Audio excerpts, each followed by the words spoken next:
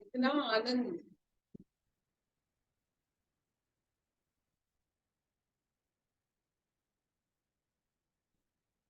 की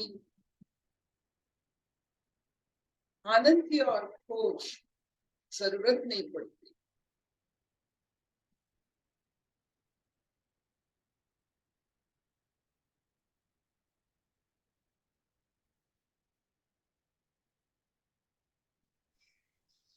ये खोज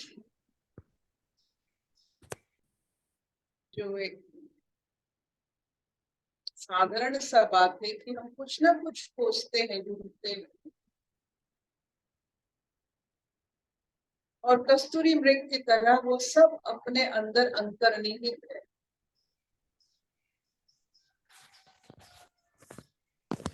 जो खोजते हैं वो उसी का हम भंडार है।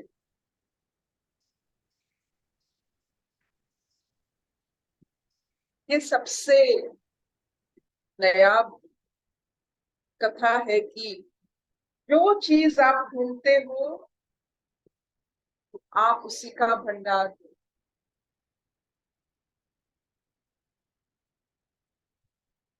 शांति ढूंढते हो, शांति का भंडार।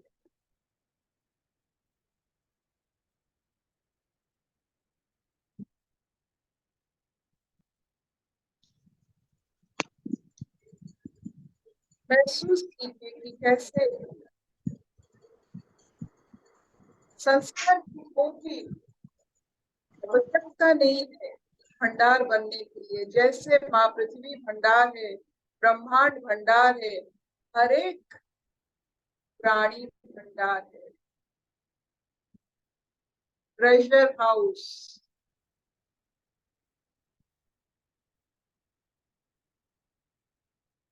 तो पहला आज का जो सोच है, आप जो ढूंढते हो बाहर उसी का आप भंडार हो।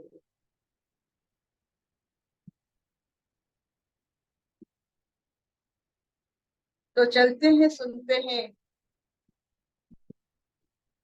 आज केन उपनिषद की तृतीय दिन है। सुनते हैं स्वागता जी से। हरि ओम अद्भुता। सभी योगियों को मेरा प्रणाम। आज के उपनिषद का प्रथम अध्याय का तृतीय श्लोक करेंगे।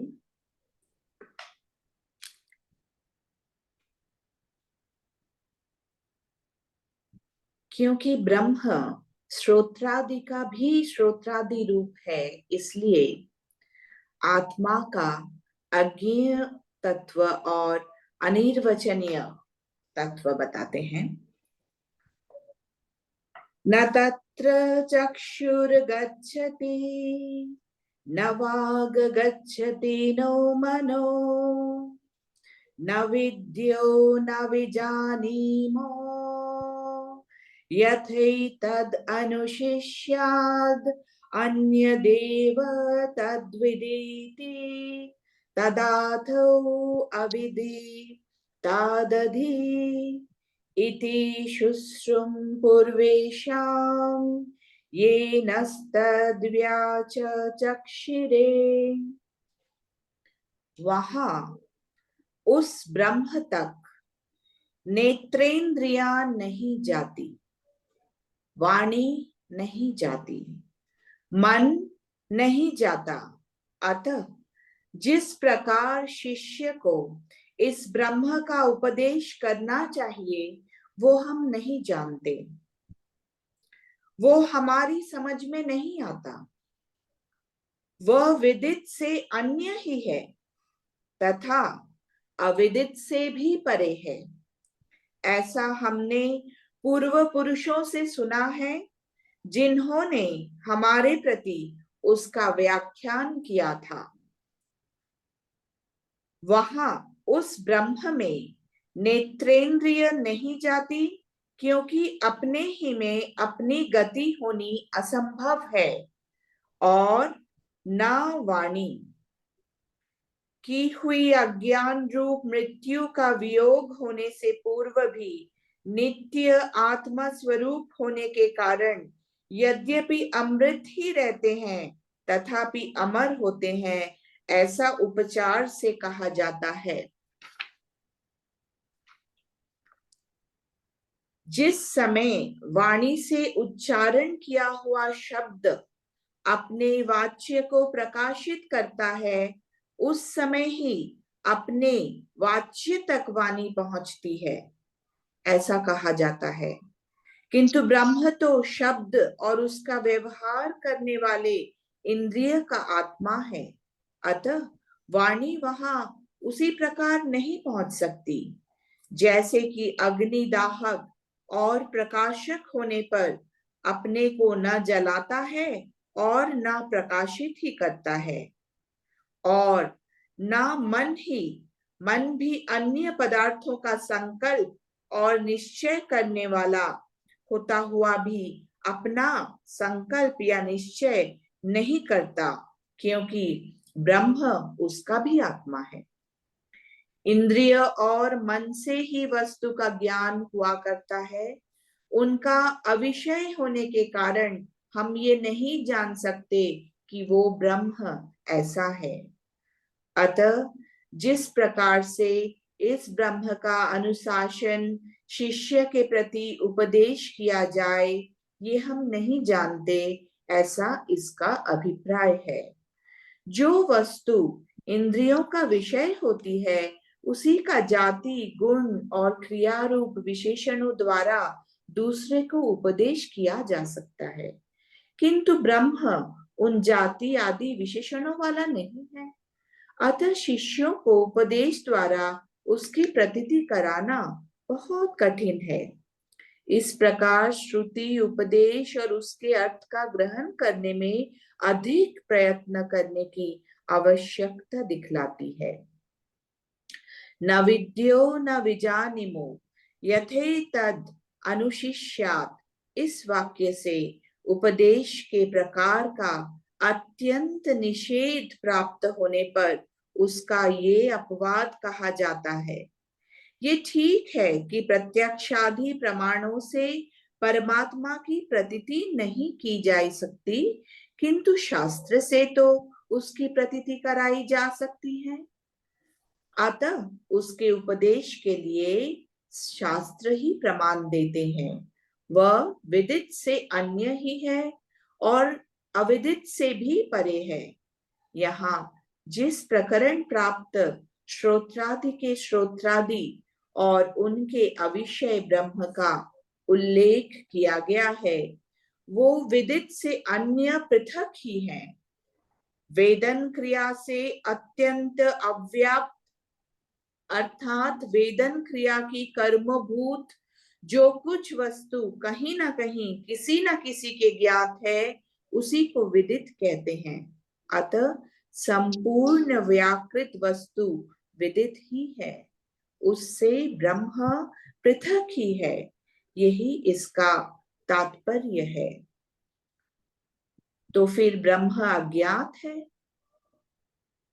ऐसा प्राप्त होने पर कहते हैं वो अविद विदित से विपरीत व्याकृत पदार्थों की बीजभूत अविद्यारूप अव्याकृत से भी अधि का अर्थ ऊपर होता है, परंतु लक्षणा से इसका अर्थ अन्य करना चाहिए, क्योंकि जो वस्तु जिससे अधि यानी ऊपर होती है, वो उससे अन्य हुआ करती है। ये प्रसिद्ध है। जो वस्तु विदित होती है वो अल्प, मरणशील एवं दुखमय होती है, इसलिए वह हेय या त्याज्य है। ब्रह्म उस विदित वस्तु से भिन्न है। हरिओम।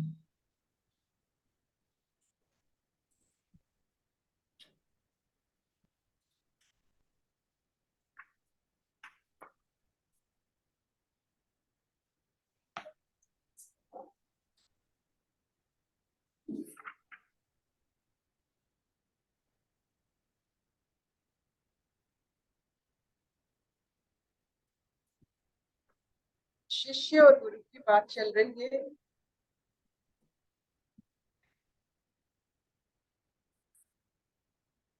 गुरु अपने वाक्य से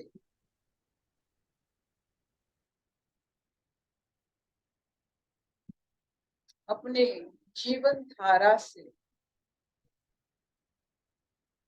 जो वाक्य की गठन करता है,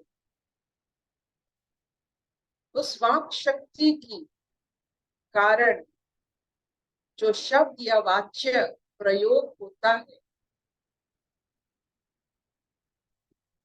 उसी से थोड़ा बहुत शिष्य को एक ऐसी तत्व के बारे में पता चलता है कि जो गुरु सूचित करना चाहते हैं वो एक ऐसा तत्व है जो हर तत्व का आधार है। बस यहाँ तक गुरु शिष्य का कथोपकथन होता है। कोई भी कैसे भी चाहे, कोई भी उपाय से ब्रह्म को किसी को ज्ञात करवा नहीं सकता है। ये खुद का उपलब्धि है।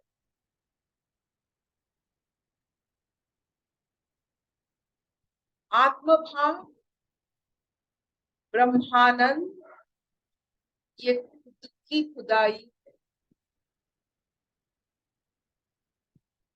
ये है गुरु कह सकते हैं। जब वो कहते हैं, उनकी उदारता, उनकी विस्तृतता, उनकी जो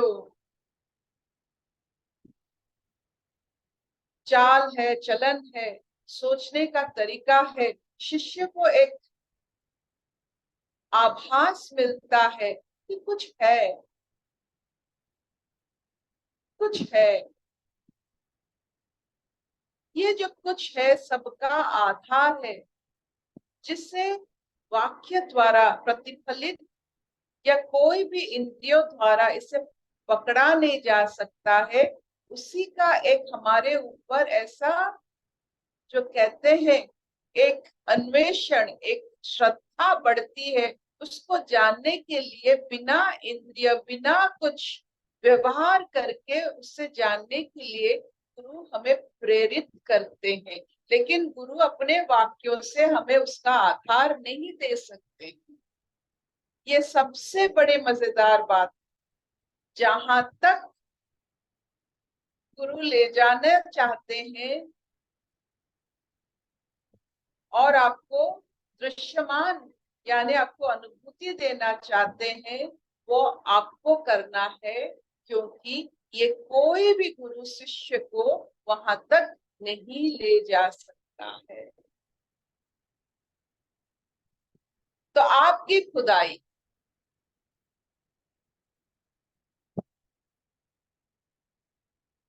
तो एक बात यहाँ स्पष्ट होती है, जहां वाक्य नहीं पहुंचता, जहां मन नहीं पहुंचता, जहां कोई भी इंद्रियों का संपत्ति नहीं पहुंचता, वहां तक जाना है।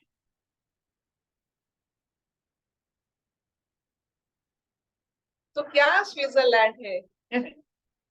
तो एक ऐसी अवस्था को जहां जाना है जहां हमारे इंद्रियों की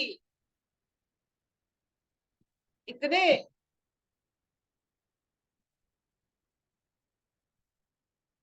क्षमताशील इंद्रिय है हमारे, वो जो भी हमें देते हैं वो वहां तक नहीं पहुंचता है जहां एक ऐसी तत्व है, एक ऐसा अवस्था है जो सबका आधार है। तो इंद्रियों साधन से क्या मिलेगा? कहाँ तक इंद्रिय हमें लेके चलेंगे, और बर्बाद होता है समय इंद्रियों को अपने इस गति में शामिल करने से। इंद्रियों के कारण बहुत नुकसान होता है।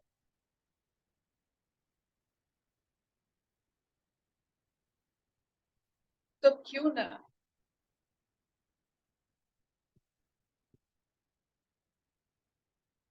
ना हम इस स्थिति को, इस अवस्था को, इस जहां को पाने के लिए इंद्रिय मुक्त होकर मन से अपने आप को अलग करके अपना साझा रूप खुद दर्शन करें। आपने देखा है चंद्रयान लॉन्चर में कैसे रॉकेट से कुछ देर चलता है, फिर एक एक करके बहुत सारे चीज निकलते हैं, तब जाकर एक ऐसा खूबी बनता है जो जाकर चंद्र में पहुंच सकता है। वो पूरा चंद्रयान जिसमें निक्षेप होता है पूरा नहीं पहुंचता है, एक पद तक वो ले जा सकता है, उससे फिर एक पद तक और एक चीज ले जा सकता है। वैसे ही इंद्रिय आपको एक पद तक ले जा सकते हैं, मन एक पद, लेकिन उसे सब छोड़ के जाना पड़ेगा। ये चंद्रयान जैसा है, एक एक करके छोड़ना होता है। अपने साझा रूप को देखिए जो आत्म रूप है। एक बार आत्म रूप आपको दिख गए तो ब्रह्म रूप देखने में कोई दिक्कत नहीं होता।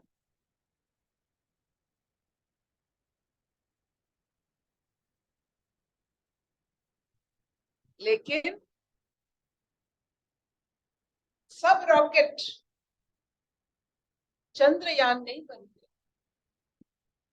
तो अगर अपना सोच ही इतना छोटा होगा तो कहाँ पहुंचेंगे? मार्केट तक ही पहुंचेंगे। कहाँ पहुंचेंगे? हम मार्केट तक पहुंचेंगे, कुछ खरीदेंगे, इंद्रियों को फिर साथ लेंगे, आहिस्ता आहिस्ता इंद्रिय तृप्ति को अपना ब्रह्म ज्ञान समझ लेंगे। ऐसा ही होता है। तो अपना निक्षेप अगर हम जानते हैं कि ब्रह्म तक है,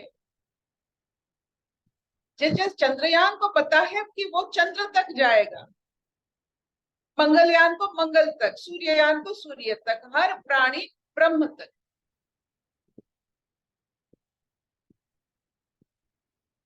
तो ऐसा तो गुरु क्या होता है? लॉन्चर है, आपको लॉन्च करता है, लेकिन खुद को जाना पड़ता है।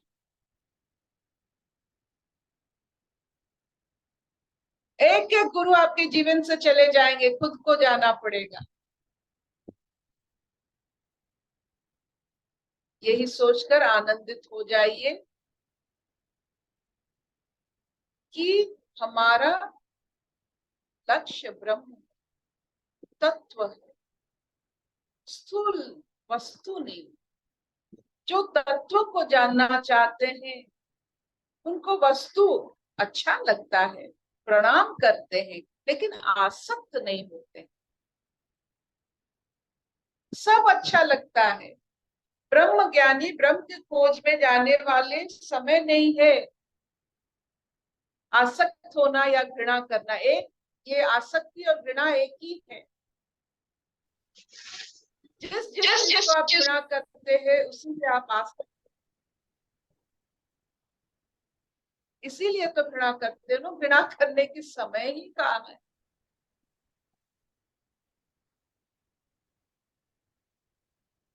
तो हे ब्रह्म की खोज में निकलने वाले हर मनुष्ययान, अपना लक्ष्य मत बदलिए। अपना लक्ष्य जो हर समय याद रखता है वही पहुंचता है। नहीं तो सब तो मनुष्ययान है, सबको पहुंचने का अधिकार है, क्यों क्यों नहीं पहुंच पाते हैं? क्योंकि वो अपना लक्ष्य हर समय, हर, जो कहते हैं हर मुहूर्त में अपना लक्ष्य को पकड़ कर रख नहीं सकते। इंद्रिय उन पर, मन उन पर लक्ष्य च्युत कर देता है। इतना चलेगा?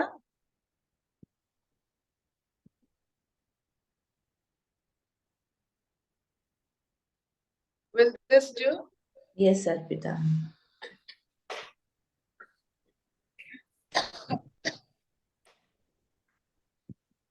असतो मा सद्गमय तमसो मा ज्योतिर्गमय अमृतं गमय सर्वे सुखिनः सन्तु सर्वे सन्तु निरामया सर्वे भद्राणि पश्यन्तु मा कश्चित् दुःखभाग् भवेत्। ॐ शान्ति शांति। तो आज का श्रेय यही हुआ कि अपने स्वरूप में रहने वाले को ब्रह्म पहुंचना मुश्किल नहीं है। जो अपने स्वरूप में नहीं रहते हैं वो ब्रह्म की होने का एहसास भी नहीं होता। अपने आत्म स्वरूप में रहने से ब्रह्म एहसास बढ़ता है। हम संसार की किरदार निभाते निभाते वो जो पहनिए, जो हम पोशाक पहनते हैं, उस पोशाक के कारण भ्रम होता है। और पोशाक उतार देने से उस नंगापन में सच्चाई पता चलता है, ये कि पंचभूत में ये मिलने वाला है। तो वही अवस्था जो सत्य को दर्शाती है, वही सत्य रूप या आत्म स्वरूप जो अवस्था को दर्शाती है, वही अवस्था से शुरू होता है आपकी ब्रह्म तक लॉन्चिंग। नहीं तो ये पोशाक को मानते मानते, अपने स्वरूप को छिपाते छिपाते कितने जन्म हम भटकेंगे, ये थोड़ा सोचिए।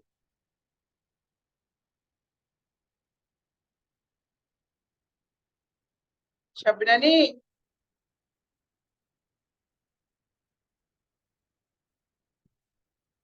शबननी,